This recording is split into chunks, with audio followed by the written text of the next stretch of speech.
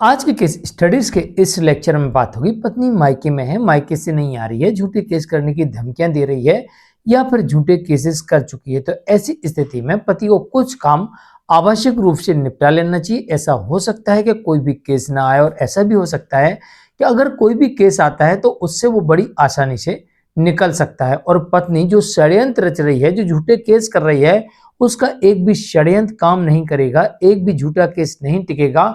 और इसके बाद अब पत्नी ही अपने षड्यंत्र में फंस जाएगी और वही टेंशन में आ जाएगी जो अभी आपको टेंशन दे रही है। तो क्या क्या काम निपटाने हैं, चलिए आज की स्टडीज के इस लेक्चर में डिटेल में बात करेंगे। जय जिनेंद्र हूं केश जैन। वीडियो को लाइक और शेयर कर दीजिए और इस तरह जजमेंट्स पाने के लिए यानी किसी जानकारी के लिए दिए गए नंबर पर आप हमें संपर्क कर सकते हैं।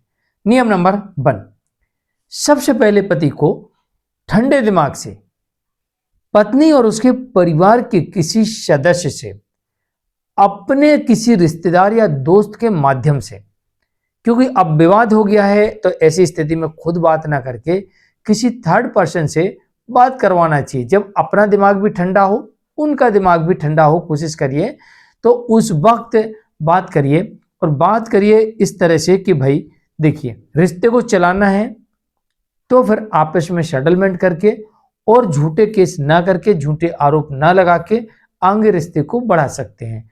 और अगर आपको झूठे केस ही करना है, आपको रिश्ते को नहीं चलाना है, तो हम म्यूचुअल डिवोर्स के लिए भी तैयार हैं। और इसके बावजूद भी अगर आपको नहीं मानना है तो फिर आप स्वतंत्र हैं। इससे यह पता लग जाएगा कि सामने वाले की मंशा क्या है।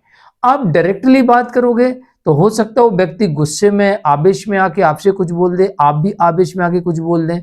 इससे अच्छा यह है कि आप खुद ना बात करें, अपने परिवार के किसी सदस्य से या रिश्तेदार से बात न करवाएं, दूर के रिश्तेदार से या फिर किसी अन्य व्यक्ति से जो आपका दोस्त हो, पहचान वाला हो, पड़ोसी हो, उससे बात करवाएं, ताकि वो जब केस फाइल करें तो उसका नाम उस केस में ना डाल सके। अन्यथा वो कोई भी आरोप लगाकर उसके ऊपर उसको केस में भी डाल सकते हैं और साथ ही वो आपका परिवार का व्यक्ति है, आप खुद हैं, तो गुस्से में कुछ कहा सुनी हो सकती है और बात बढ़ सकती है। इसलिए थर्ड पर्सन से बात कराइए। इससे दो बड़े फायदे होते हैं। एक तो ये होता है कि वो हो सकता है वापस आ जाए, आपसे सेटलमेंट कर ले, या फिर ये हो सकता है कि भाई म्यूचुअल डिवोर्स के लिए रेडी हो जाए। दूसरा फायदा ये होता है कि हमें क्लियर पता लग जाता है कि सामने वाले व्यक्ति के मन में क्या चल रहा है।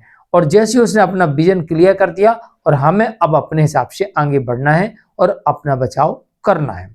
नंबर 2, अगर म्यूचुअल डिवोर्स के लिए वो तैयार हो जाते हैं या फिर केस के दौरान कभी भी ऐसा मौका मिलता है तो हमें तत्काल म्यूचुअल डिवोर्स की तरफ चले जाना चाहिए। यानी कि हमारा पूरा फोकस झूठे केसेस में म्यूचुअल डिवोर्स की तरफ होना चाहिए।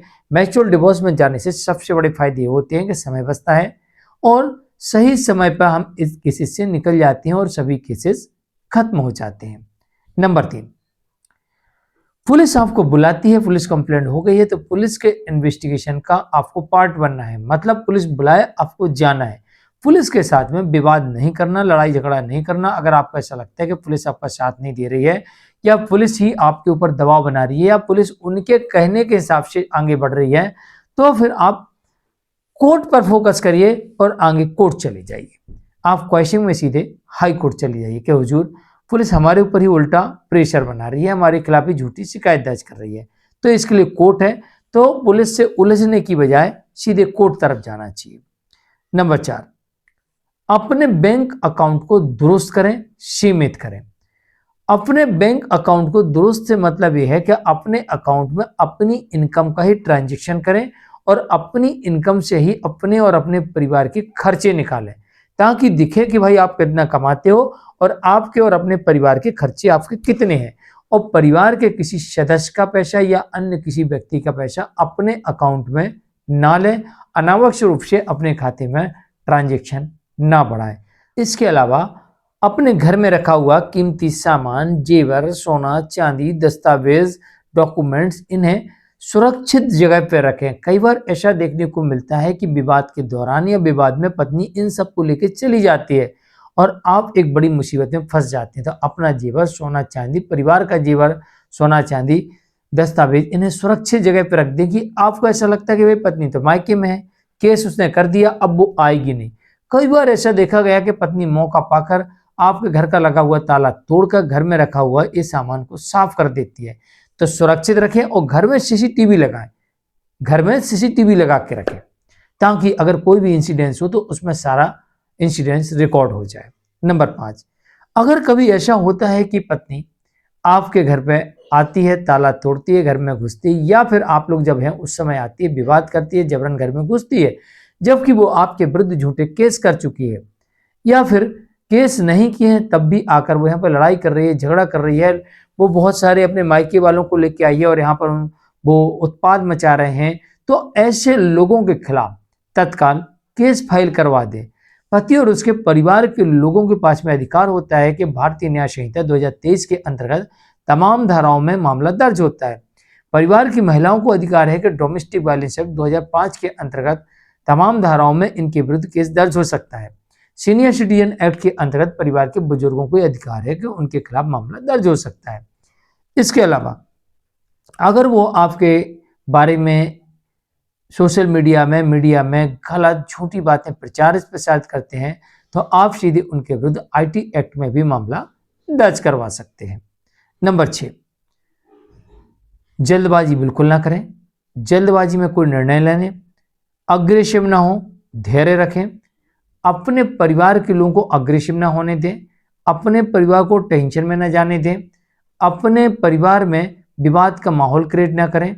पत्नी ने अगर अनर्गल आरोप लगाए हैं तो अपने परिवार को संयमित रखें, मतलब कि ये ना कहे कि भाई तेरी पत्नी ने किया, तेरी पत्नी की वजह से, ऐसा ना हो कि मेरी माँ की वजह से हुआ, कि मेरी बहन की वजह से हुआ। ये नहीं, आपस में आपको विवाद नहीं करना। अब आपस में आपको एकजुट होना है और शांतिपूर्ण रहना है, और ये रास्ता निकालना है कि जो मेरे ऊपर ये झूठा केस आया है इससे हमको कैसे निकलना है। तो अपने परिवार में विवाद नहीं करना है, सबको एक साथ सहमत करके चलना है, और साथ ही अपनी इनकम पर फोकस करना है, क्योंकि केस करने के बाद में अब आपके खर्चे कई प्रकार से बढ़ने वाले हैं।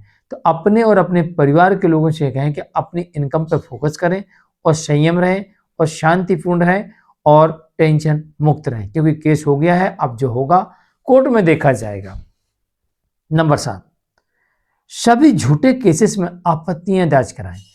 कोई भी केस हो, चाहे दहेज उत्पीड़न का हो, चाहे उत्पीड़न का हो, चाहे झूठा स्त्री धन मांगने का हो, चाहे झूठा मेंटेनेंस का हो, चाहे झूठा तलाक का हो, कोई भी केस हो, मामला झूठा है तो आपको उस झूठे केस में आपत्ति लगानी है, लगाए गए आरोपों के सबूत मांगना है, और लगाए गए आरोपों के हमारे पास सबूत हैं तो सबूत दिखाने हैं।